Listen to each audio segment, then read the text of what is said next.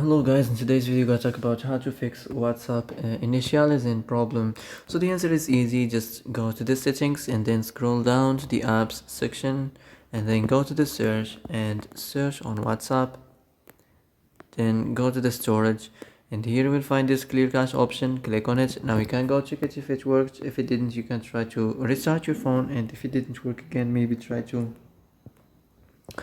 turn the Wi-Fi off and on and the Bluetooth off and on, and if it didn't work again, maybe try to clear data. But be careful, if you clear data, all your messages and chats and the media and the files will be deleted, so be careful if you want to clear your data. So that's it for today's video. I hope this is the answer you've been looking for.